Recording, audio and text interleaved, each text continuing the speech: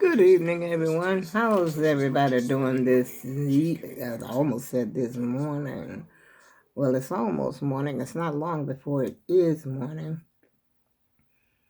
I was just sitting here watching millionaire women. How much money they got, how many cars they got, how much this costs, that costs. And they're saying that one piece of jewelry or something like that costs more than a person's salary. And they make movie stars' salary look like they're at McDonald's or something. I don't know. It's just crazy to be that rich. I don't know what I would do. I don't know. I think I would probably give a lot to charity. I would make sure that my family was taken care of, number one. And then I would give a lot to charity. Probably build a place like for the homeless, those who act right. But sometimes you can't trust people. And so you can't have a property that, you just let anybody come in there because they don't, they act and destroy stuff.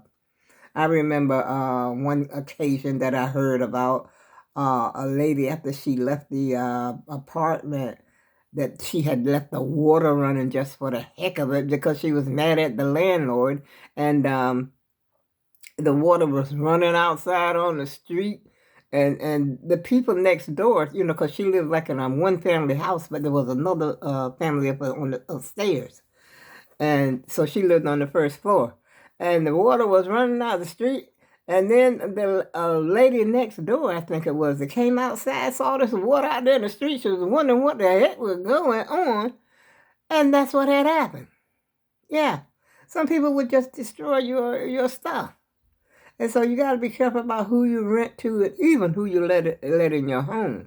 Because everybody that grin and laugh in your face is not your friends. Trust me. Trust and believe. I know that. That's personal experience. So, be careful. Be very, very careful. And like they always say, if you got company and you ain't got but one bathroom, you make sure your toothbrush ain't in your bathroom. Okay? Because everybody that's grinning in your face ain't your friend. A true friend, y'all. Let me tell you something. A true friend, heart to heart, woman to woman friend is hard to find. Believe it or not. There's so many women that been friends for years and messed around and went with the woman, her best friend's husband. Yeah. And things like that can send you to a mental institution, believe it or not, because you thought this was your friend. This was your ace coon, okay? This is the person that every time you see her, you saw her. You see the both of them. They go to place together. They go shopping together. Yeah. And she was the type of person that, if she saw her husband or girlfriend picked her up or something like that, she'd think maybe her husband just picked her up for a ride. As a matter of fact, there was a movie, I think, something similar to that. What was the name of that movie? It was Obsession or something. I forgot how that thing went. But anyway, like I was saying is, y'all, you just got to be careful with your friends. And the same thing with men. You can't trust everybody with your woman. You see, because they want what you got. Yeah, they want what you got. If you got a man that's treating you halfway right, they want him. Yeah. Because the man that they dealing with ain't doing anything for them. But the man that you got, maybe he's doing a lot for you. So they're stuck with the man who ain't doing anything for them, and you have a man that's treating you like a princess. They want that. They are jealous to see that you are happy. Trust me on this one. Even when you get married, I've known friends that break friendship just because another one got married. Jealous because of the marriage. And jealous because, she wanted her husband before they even got married. She wanted the man, but the other girl ended up with him. But I think after she got him, she probably didn't even want him. But This is what I'm saying is, y'all have to be careful in life. You have to be careful about the steps you take and who you walk with and who you talk with. Yeah, that's what you got to do. And don't tell everybody your business. Some things you got to keep to yourself. I mean, some things, it's okay to tell. I tell a lot myself while I'm up here. But see, some things you got to keep to yourself because they will take that very thing that you disclosed to them that you thought you could trust them with. They done blabbered it all over the universe. Well, not necessarily the universe, but maybe around, the people that you know. And they talk about you like a dog behind your back, stuff like that. And you think that's your friend. And there's nothing that you wouldn't do for that friend because you love your friend. Your friend is like a sister. Yeah. And you just love this person. And that person betrays you. The one person you thought you could trust betrays you. Yeah. I don't know why I'm preaching about that, y'all, but I think I was just got off the subject of being a millionaire and talking about, women that are millionaires. As a matter of fact, it's still playing on the TV right now when I turned my TV on. And they own yachts, stuff like that. And, and I think one, Beyonce, of course, is among those most famous women. Famous rich women. And they said that she bought her husband, Jay-Z, like he needed it, okay? A $40 million jet. I don't know if it was for his birthday or what. I said, huh? Wow, that's crazy. That's crazy. I wouldn't even know what to do with that kind of money. And you know what they say, that a person who has a lot of money, they have this fear of losing it. That's what they say. They spend all their life trying to keep it, hold on to it, or to make more to go along with it. Yeah, that's what they say now. I don't know how true it is because I ain't never been in that situation myself. But I know, I know how to save a dollar or two. I remember when I was working, we used to belong to a Christmas club. As a matter of fact, I'm wondering, do they still have Christmas clubs? But anyway, we used to have a Christmas club on our job. And this lady, she was like, we were operators. This is at the answering service. And she would come in the house, in the office as a helper. She would help around in the office. As a matter of fact, she had a real bad tragedy that happened in her life. I don't know if she's still alive, but I think that she's gone on to greener pastures. And she used to do things for the operators, for us, like she would do cleaning the offices and stuff like that. And she would go to the store and get us lunch, stuff like that, because when you're at an answering service, you don't get no lunch. You might get up and go smoke a cigarette or something like that. Or just get up and go to the bathroom and walk around, stretch your legs, but they don't call it lunch. They don't call it a break. And we used to sit right at the switchboards to eat. But anyway, she would handle the book, not the book club, but the Christmas club for us. And, whether you want to put a $5 on the book, for Christmas, put that away at Christmas. Just a $5 a week. I think that would give you a yield of $250. And so it depended on what each operator wanted to save, which I went for the $5 one. I had kids after all. And you could take it out. And I had my Christmas in July. I spent my Christmas money in July. I think that's where that Christmas in July come from. But I don't know if they still have that Christmas club or not. I really don't. Seems like I don't hear too much about it anymore. That used to go through the banks. And you didn't even really, well, I don't know how it worked though, because I don't think I was a member of the bank But it was something special that, they had at the bank that they could set up the club for the workers. Yeah. And have someone come to and, spend an hour just for appearance. Say, for instance, like when Obama and Michelle Obama, when they go to speak somewhere, that's $100,000 in their pocket. What? How come ain't nobody give me 100? They get 100,000 just for speaking. When Vice President Harris was running for president, all those stars that was on there, they get paid unless they just, got a good heart. They ain't coming over there for nothing. Oh no, no, y'all. I'm not gonna tarry long, y'all, because I'm talking about something that look at that. Look at that. I wouldn't even want that. Hello, that's that person I don't want that. For what? I don't want that car either. I'm not jealous of that. I wouldn't be jealous of that. Like I said the other day, I like me a little Honda. Just a little old Honda, a little Nissan, something to beat around the city in. That's it. I don't need no car to go from 0 to 50 in 2 seconds or whatever it is. I'd be scared to death to even drive it. I remember this lady, she got, I guess y'all say I'm remembering a lot of stuff, but it's actually true. These things are actually true.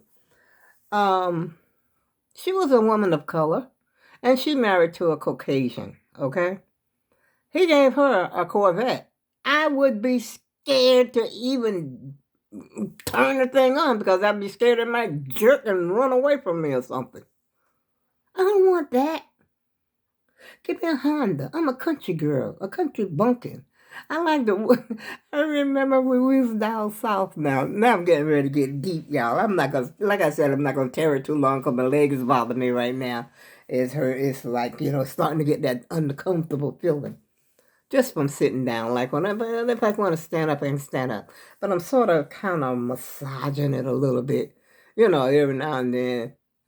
But what was I getting ready to say? Oh, down yonder home, I remember they saying, you know what a tobacco truck is? That's the tobacco truck. It's pulled by a mule, but the people that go in the field to pick the tobacco would load it up on this tobacco truck with the tobacco, with the truck rounds, and they had a little curtain around there and everything, and they put the tobacco in there and bring it to what they call the bench up there where the women are, and you have the loopers and the tobacco handers. I was handing tobacco when I was like 6 years old. Sure was. Just was tall enough to get to the tobacco truck, but they started me off. I think they started me. Now you used to get like $5, I think, about $5 a day, y'all, just to hand that. I'm talking back in the day, y'all. Back in the day, you give $5 a day, and the loopers. If I'm not mistaken, I think the loopers, the one that put the tobacco on the stick. You can look it up on the internet. It's probably up there about the tobacco loopers and how, people used to cure tobacco, the very tobacco that y'all smoke, and the very cigars and all that kind of stuff that you smoke. Dip it, put it in there, and then you got the tobacco you chew, and then you spit. I tried to dip snuff, y'all, but it didn't work for me. My mother dipped snuff up until she went to the convalescent home. I don't think she didn't smoke. She didn't dip no snuff. I was a smoker. She didn't dip no snuff. But anyways, I was getting ready to say back down yonder home what the guys used to do on a Saturday evening. They would take the mule in the tobacco truck. Because we nobody have no cars like that. And go, see the girlfriend on it. If the girlfriend didn't live too far, they were allowed to drive the mule in the tobacco truck to the girlfriend's house. Oh, so I heard. Now, I don't know if my brothers did that mess or not. I don't know. But that's what I heard. I don't know if it was in our generation or the generation before, but that's what they say that used to happen. Quite a bit went on with the mule. Some people used to try to ride the mule.